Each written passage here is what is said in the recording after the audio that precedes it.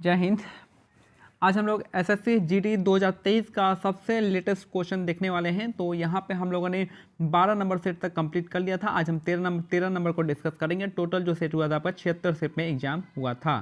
तो आगे बढ़ने से पहले बता दें कि इसका जो पीडीएफ है आपको हमारे Telegram channel target SSC by Manik Nayak पे आपको मिल जाएगा, वहाँ से डाउनलोड कर लीजिएगा। लिंक मैं डिस्क्रिप्शन में दे दूंगा। इसके साथ ही 2022 और 2023 का जो लेटेस्ट क्वेश्चन है आपका एसएससी के द्वारा कराया गया है, उन सभी का लेटेस्ट जीके जीएस क्वेश्चन जो आपको यहाँ पे प्लेलिस्ट में जाके मिल जाएगा। आप इनको तो पहले देख के जाइएगा आने वाले एग्जाम के लिए। तो चलिए स्टार्ट करते हैं। पहला क्वेश्चन है, डैश के पास यानी आपका भारतीय रिजर्व बैंक के पास जो है भारत में माइक्रो फाइनेंस को विनियमित करने का अधिकार है। तो किसके पास होता है? आपका भारतीय रिजर्व बैंक के पास होता है। ठीक है, तो भारतीय रिजर्व बैंक के पास क्या होता है? माइक्रो फाइनेंस को विनियमित करने का अधिकार होता है आरबीआई के पास। नेक्स्ट है, नवंबर 2022 तक की स्थिति के अनुसार निम्नलिखित में से कौन उत्तर प्रदेश भारत के राज्यपाल है? तो आपको राज्यपाल भी देख के जाना पड़ेगा। तो आनंदीबेन पटेल इसका करेक्ट आंसर हो जाएगा। तो नवंबर 2022 तक की स्थिति के अनुसार निम्नलिखित में से कौन उत्तर प्रदेश के भारत के राज्यपाल हैं? तो ये हो जाएंगे आनंदीबेन पटेल। नेक्स्ट है, एशियाई खेल 2018 का। देखिए यहाँ से एशियाई खेल 2018 से बहुत सारे क्वेश्चन पूछे गए हैं। तो आदर्श वाक्य जो था आपका एनर्जी ऑफ एशिया, इसका करेक्ट आंसर हो जाएगा। तो एशियाई खेल 2018 का आदर्श वाक्य है आपका एनर्जी ऑफ एशिया, इसका करेक्ट आंसर हो जाएगा। नेक्स्ट है, भोजन पकाने में प्रयुक्त ऊर्जा की पहचान करना है। तो रासायनिक ऊर्जा इसका करेक्ट आंसर हो जाएगा। तो भोजन पकाने में प्रयुक्त ऊर्जा का पहचान करना है, तो रासायनिक ऊर्जा इसका करेक्ट आंसर हो जाएगा। नेक्स्ट है, इनमें से कौन सा भूकंपीय तरंगों का एक प्रकार है? तो पी तरंग इसका करेक्ट आंसर हो जाएगा। तो इनमें से कौन सा भूकंपीय तरंगों का एक प्रकार है? तो पी तरंग इसका करेक्ट आंसर हो जाएगा। नेक्स्ट है, निम्नलिखित में से किस कलाकार को सोवियत लैंड नेहरू पुरस्कार प्राप्त हुआ है? तो पंडित बिरजू महाराज इसका करेक्ट आंसर हो जाएगा। तो याद रखिएगा कि निम्नलिखित में से किस कलाकार को सोवियत लैंड नेहरू पुरस्कार प्राप्त हुआ है? तो पंडित बिरजू महाराज इसका करेक्ट आंसर हो जाएंगे। नेक्स्ट है, निम्नलिखित में से कौन मौर्य साम्राज्य का अंतिम राजा था? तो मौर्य साम्राज्य का अंतिम राजा बृहद्रथ थे। ठीक है, तो मौर्य साम्राज्य का अंतिम राजा थे आपके बृहद्रथ और पहले राजा थे चंद्रगुप्त मौर्य थे। नेक्स्ट है, निम्नलिखित में से कौन सा लोक नृत्य जम्मू और कश्मीर से है? तो जम्मू कश्मीर से आपका कूद जो है आपका आता है। जम्मू कश्मीर से आपका कूद हो जाएगा। भवाई आपका गुजरात में हो जाएगा। होजागिरी आपका यहाँ त्रिपुरा का हो जाएगा। और जवारा नृत्य हो जाएगा आपका कहाँ का? मध्य प्रदेश का। तो आपको सारे नृत्य आपको याद होने चाहिए। तो भवाई भी पूछा हुआ है कहाँ का? गुजरात का है। होजागिरी आपका त्रिपुरा का है, बहुत इंपॉर्टेंट है, मोस्ट इंपॉर्टेंट। और जवारा नृत्य आपका कहाँ का हो जाएगा? मध्य प्रदेश का हो जाएगा। और कूद आपका कहाँ का हो जाएगा? जम्मू कश्मीर। नेक्स्ट है, भारत के सर्वोच्च न्यायालय का उद्घाटन कब किया गया था? तो आपका 28 जनवरी 1950। डेट आप एग्जैक्ट याद कर लीजिएगा। तो 28 जनवरी 1950, चाहे 1950 भी देख लेंगे तो याद रहेगा। ठीक है, तो भारत के सर्वोच्च न्यायालय का उद्घाटन हुआ था 1950 में 28 जनवरी को, यानी आपका स्वतंत्रता यानी 26 जनवरी के 2 दिन बाद। नेक्स्ट है, निम्न में से क्या वर्ष 1950 में अपनाए गए मूल भारतीय संविधान का हिस्सा नहीं था? तो मूल कर्तव्य जो आपका उस समय हिस्सा नहीं था। मूल कर्तव्य आपका हिस्सा बनाया कब?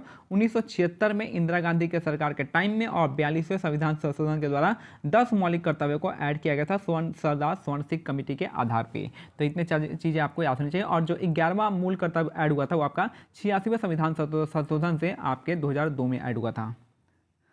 नेक्स्ट है, मध्य भारत में जो बस्तर विद्रोह हुआ था कहाँ था? तो आपका 1910 में हुआ था। और कहाँ पे? तो आपका छत्तीसगढ़ में। तो मध्य भारत में जो बस्तर विद्रोह हुआ था आपका 1910 में हुआ था। तो बस्तर विद्रोह का कब हुआ है? 1910 में हुआ है। नेक्स्ट है, पवन हंस हेलीकॉप्टर्स लिमिटेड अपने अपतटीय संचालन में किसे हेलीकॉप्टर सेवाएं प्रदान करता है? तो हो जाएगा तेल एवं प्राकृतिक गैस निगम को।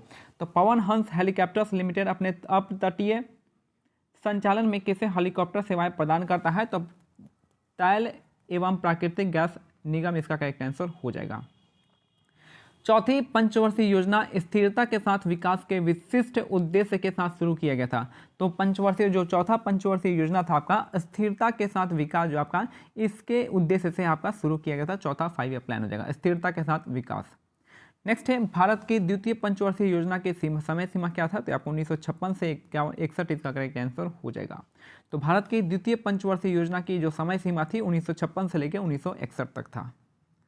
नेक्स्ट है, सक्रेनी सक्रेनी नागालैंड का एक प्रमुख त्यौहार है। यह जो है आपका 10 से 15 दिवसीय उत्सव है जो शुद्धि और पवित्रता का प्रतीक हो जाएगा।